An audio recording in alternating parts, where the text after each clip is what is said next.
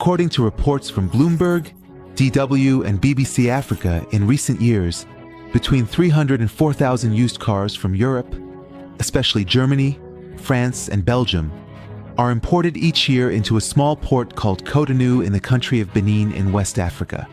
Now, here's the interesting part.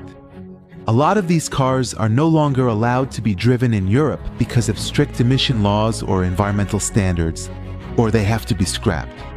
But instead of being completely crushed or ultimately ending up in the junkyard, these vehicles remarkably make their way to the vibrant country of Benin and truly become the unsung heroes of Africa's bustling roads. In this particular episode, we genuinely want to talk about the fascinating country of Benin and carefully observe how a small and not so widely known nation has indeed become the primary hub for second-hand German cars for the entirety of Africa. Let me start from the beginning. Imagine a 2010 Mercedes E-Class that spent 10 years cruising the streets of Berlin or Munich. Because of new regulations, its owner is no longer allowed to drive it in the city center. Its resale value in Germany is also really low, since people are looking for hybrid and electric cars. Now, a car dealer in Germany comes along and buys that same Mercedes for a few thousand euros. Then, very simply, he puts it on a ship at the port of Hamburg. But 3 weeks later, this car, along with hundreds of others like it, arrives at the port of Cotonou in Benin. And this is where the story really begins. Cotonou is basically like a giant car showroom. Cars are lined up on the hot African ground. From older model BMWs to various Volkswagens and Audis.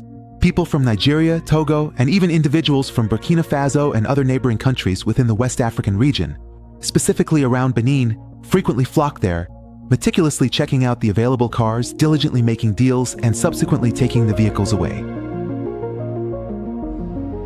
Now you might be wondering, why do these cars even have to go to Benin in the first place? Well, first of all, the port of Cotonou is geographically perfect. It's right next to Nigeria. Second, Benin's import regulations are much easier and cheaper than its neighbors, like Nigeria, where the tariffs are outrageous. And third, Benin has established itself as a commercial hub for the whole region for years. You know what a commercial hub is, right? It's a place where a lot of economic and commercial activities are concentrated around a specific product or market. That's how Cotonou has become the commercial hub for used German cars in West Africa. So most importers, sellers, and buyers from neighboring countries all gather in this area. In fact, Cotonou is the main center for buying, distributing, and a lot of deals happen right here. Being a hub means that Cotonou isn't just an ordinary port. It's a lively, dynamic, and bustling commercial center that impacts the region's economy.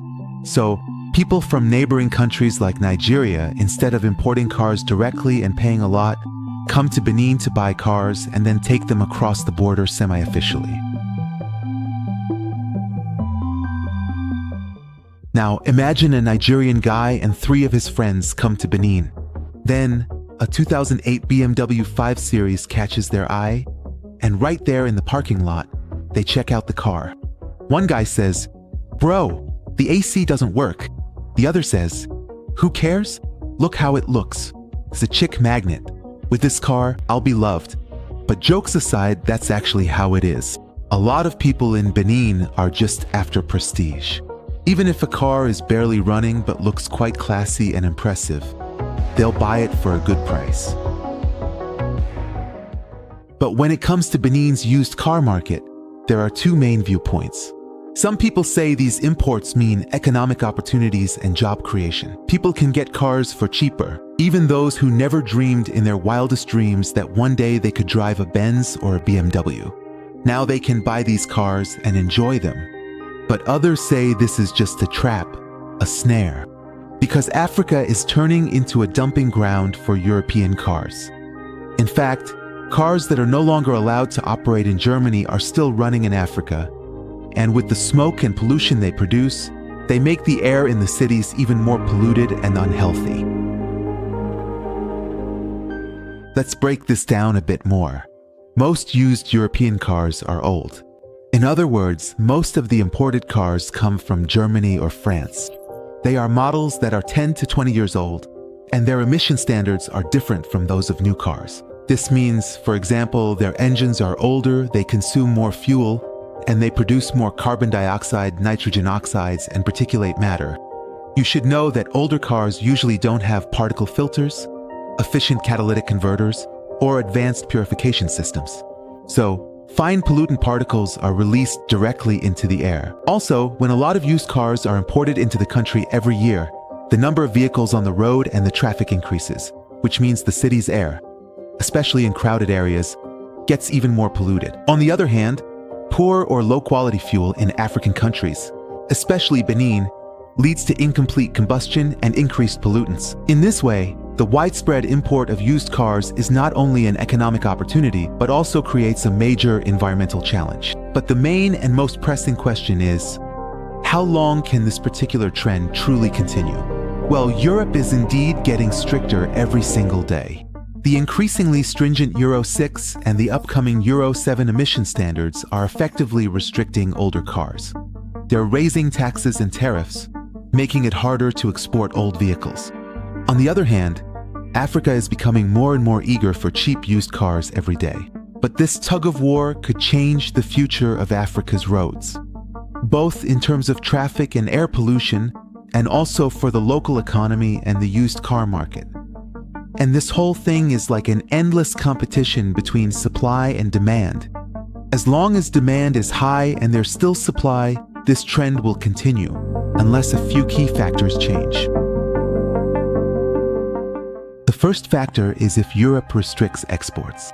If strict Euro 6 and Euro 7 emission regulations or heavy taxes on old cars are enforced more widely, it won't be so easy to send cars to Africa anymore. What's the second factor? If the price of these used cars goes up, even if exports are allowed, costs like shipping, customs, and so on could affect the final price of these cars so much that it's just not worth it anymore. In that case, a lot of people won't bother coming to Cotonou port. But the third way is for Africa to find an alternative to used cars. In other words, if African countries move toward new, low-emission vehicles or modern public transportation, the demand for used cars will decrease. And the fourth significant factor is when air quality and traffic congestion problems reach a truly critical point and subsequently become a pressing global issue. At that crucial point, governments might indeed impose very strict and restrictive laws to prevent the continued import of extremely old and polluting vehicles.